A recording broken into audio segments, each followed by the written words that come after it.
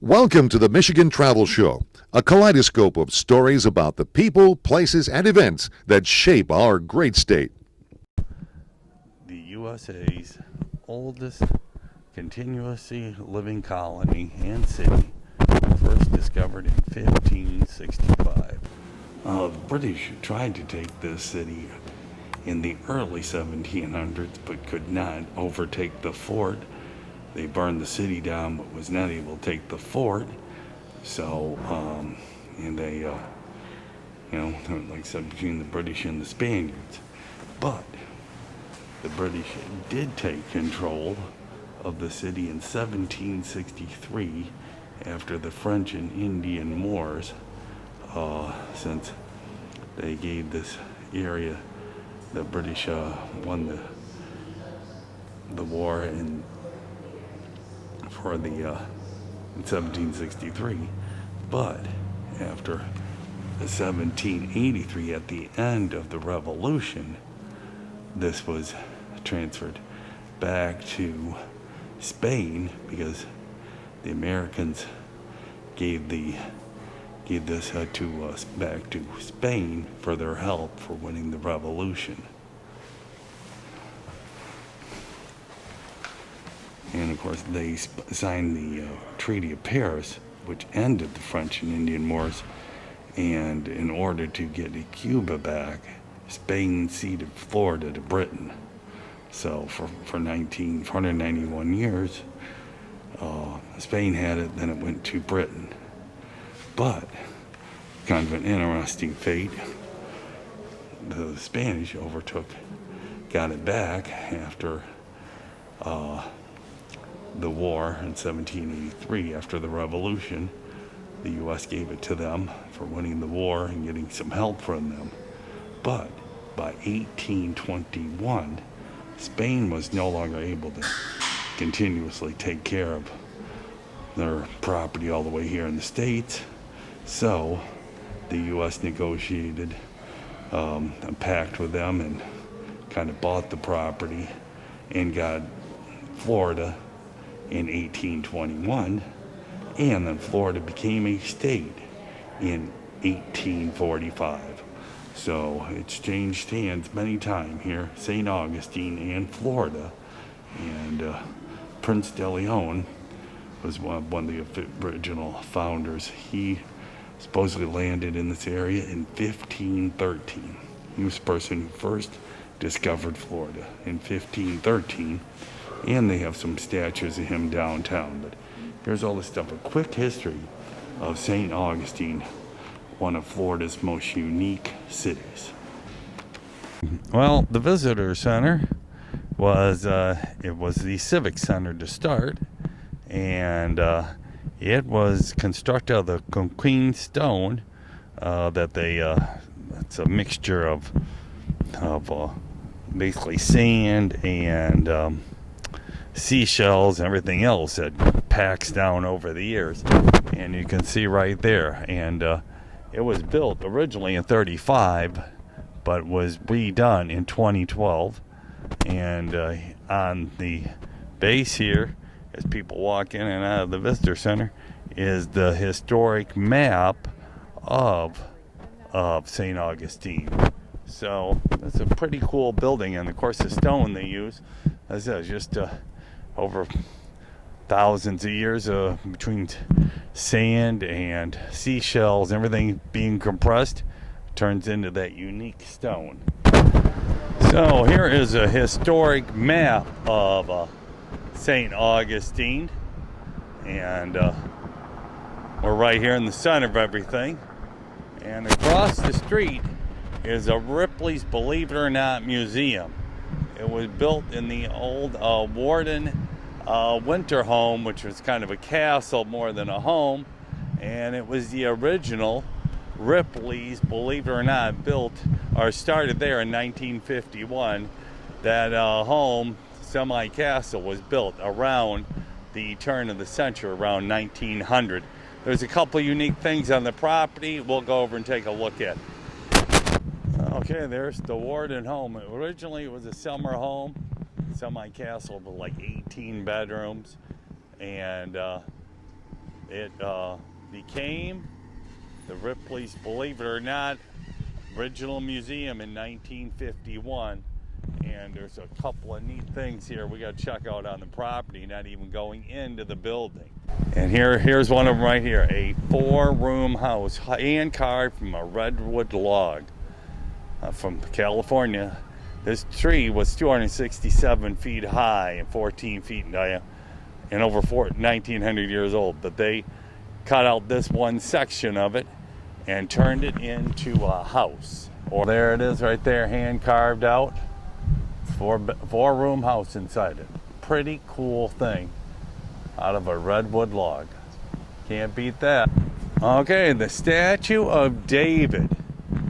A complete replica built out of one piece of marble and resculptured like the original. Only one other was made. And this was made around the 1900 and put at the World's Fair, and then they bought it and brought it here. But Michelangelo's David, pretty cool, complete replica of the original. There's only 1 or 2 others in the world like this. It's 17 feet high, weighs 10 tons, and it was made in '63 for the World's Fair in New York City. It was moved to Brainerd Park in California in '65, where it stood for 42 years, and then Ripley's bought it in May of 2007 and built it here. Okay, well, here it is, the huge fort here at St. Augustine. It's called Castillo de San Marcos National Monument. And of course, they said it was practically invincible. They tried sieges instead of trying to overtake it. And the British did try to take it in 1702, but they were not successful. And there's the name of the Castillo de San Marcos National Monument. And not open today. Okay, well, here's the fort up on top of the hill I'm looking at.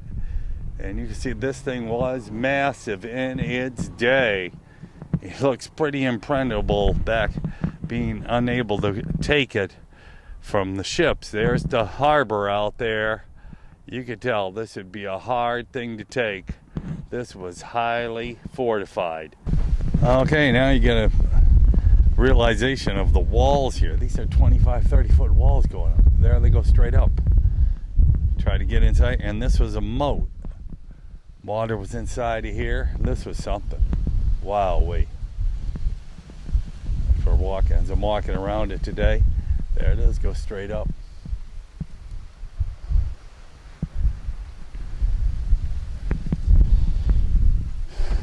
Hey, they called the sizzling slavo.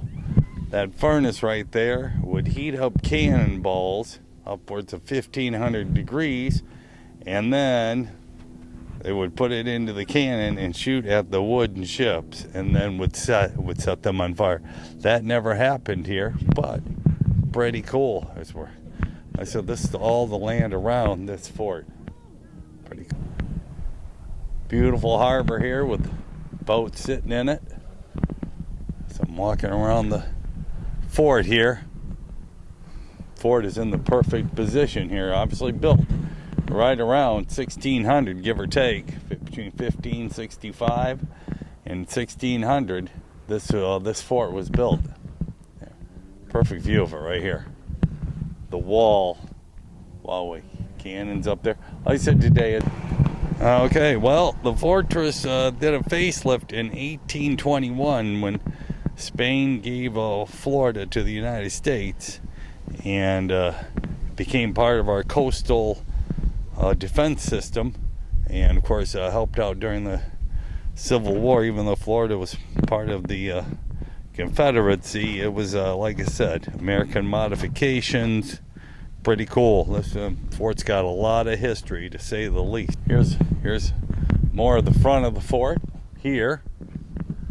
Like I said, this huge moat around it, and then all the way around through here. This thing is huge. So it's interesting, this moat here became multi-purpose, basically became a farmyard during the siege when the British tried to take it over in 1702. it was nobody could live in the city because they burned a lot of that. The British troops burned a lot of that, but they moved around here inside in and out of the fort here, around 1,500 people. And of course, they use this as farmland all the way around here. Pretty cool. They're still set up like if they had a drawbridge on it to pull up in case there's troops to attack. But kind of a cool entrance, and there's the entrance to this magnificent fort. Okay, the stone they used was the coquina, and was used coquina, a local limestone. The porous limestone is made of millions of seashells pressed together for thousands of years. The Spanish coated the fort walls with plaster made from oyster shells to help waterproof the structure. Okay, and this was the Spanish Stronghold. And of course, this fort was built between 1672 and 1694. The coquina placed the wooden forts that protected St. Augustine. Of course, this was the big spot here that protected the Caribbean, but that was mostly belonged to the Spanish. North of here was the British, and west of here was the French. And there's the huge bay out here, and there's downtown. Historic downtown. Okay, here's the original entrance to the old city here. Both columns here, built by that old stone. And it says this gate opened in 1730, provide the only access to the defense line on the north side of the Spanish St. Augustine. There it is, part of the old city. Cars can drive through parts of it, and there it goes straight down through there. Here's the gates to the city, right there, and of course you got some walls around it in different places. Of course, it's been redone over the centuries, but this was built in the, like I said, 1838 or 1738, but anyway, after the fort was all done. Okay, here is a big, huge quincun ball here, and it's called the Old Spanish Trail Zero Milestone. St. Augustine, Florida to San Diego, California. Probably well over 3,000 miles, and here is Ground Zero for it. 3,000 miles across the USA to San Diego, California. Pretty cool. Well, here some masks here that are spouting out water. This is the sister city of Avils, Avils, Spain. Sister city, so kind of cool with all those so-called masks that they're concrete and water spouting out from them. Okay, I'm here at the Fountain of Youth Museum and archaeological site. One of the part of the first settlements here in St. Augustine, but the natives lived here. Here's, like I said, enter the discovery. The first chapter of nation's colonial history. They say Prince de Leon landed here around 1513. Mendez established St. Augustine here in 1565. 1587, First Mission Church. Nobody else built here. So, all part of this St. Augustine, the first settlement in the U.S. that is still a major working city. So, back in 1565. Here's the placard on it. It's really an archaeological park because of, they say that the natives lived here. And, like I said, Prince de Leon probably did land in this area somewhere close. And then they made it a settlement for a while. But anyway, that was part of it. And also, they started a militia here. The first Spanish muster site in Florida, they started a militia to protect the place when the Spanish troops had to go defend themselves against the French in 1565. So, become the militia, part of the became the beginning of the Florida National Guard. Well, here's the mastermind behind St. Augustine, Pedro Mendez de Alviles, 1519 to 1574. He landed here on September 8th, 1565 in St. Augustine, Florida, and founded this site. Made this city, and there was colonists, stone cutters, carpenters, farriers, blacksmiths, clerks, surgeons, and a master brew. You are standing in the first settlement of our nation's oldest city. So this is where it all started. Spanish warrior alongside the state placard there, history placard of this site. We're here at the oldest public space in America. The plaza was laid out by the Spanish Royal Ordinance in 1573. Well, there it is, Constitution Monument, the only surviving monument from the Spanish Constitution. All others were torn down, all here in the Western Hemisphere. The only one left inside of this square. Well, here's the city gazebo here. And right next to it, the city Christmas tree. Here's a little bit more of the square here. Pretty cool. Absolutely beautiful here. This is a beautiful square. Like I said, pretty cool. Here is the Treasury Building. The cupola at the top there. That's awesome. Another building probably built it around the turn of the century. Absolutely beautiful there. There's an old cathedral there.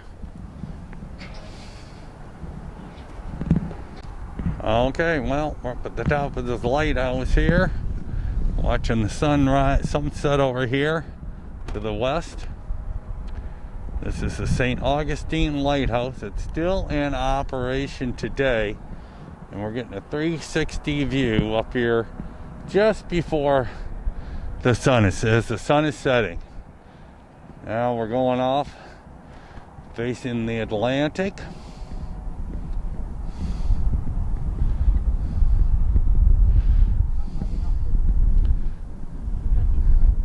And right along the coast here.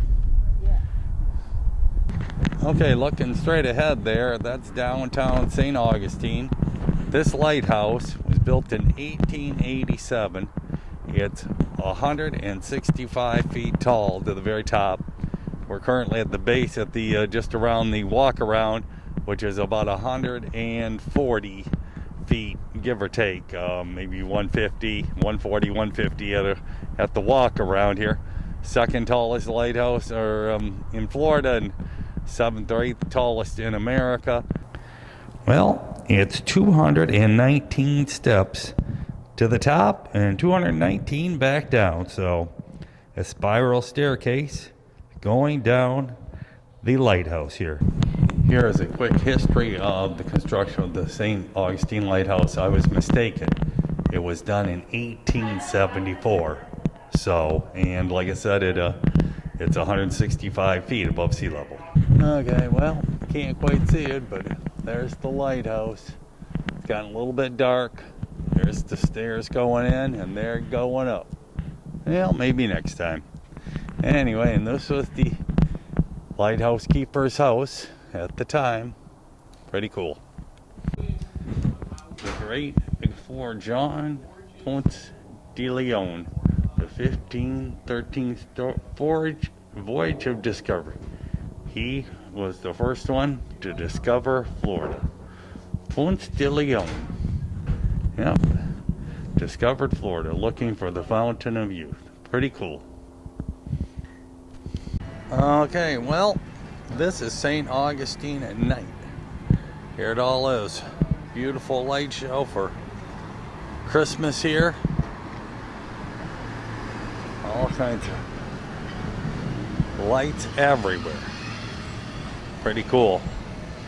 Well, we'll go into the square here and check that out here in a minute. Well, the discoverer of Florida, looking for the fountain of youth, Juan Ponce de Leon. landed somewhere in this area. It says landed in this spot, but somewhere in this area in 1513. Here's the city square, their big huge plaza here. Biggest one in like this in America, and there's the beautiful Christmas tree in the center of it. Okay, here's the lights all along the bay here, along the bridge, over there in the harbor, where it just was. Absolutely beautiful, fantastic. Okay, well, a little closer to the bay here. So there is the bridge. It goes over the bay here to the other island out by the ocean. Got boats here in the harbor. Some are lit, some are not. There's small cruise, like pontoon boats, giving people rides. And all these white lights all over the tree, the palm trees, all the hotels and businesses along the way. Beautiful sight. They've done a great job of setting it up for Christmas.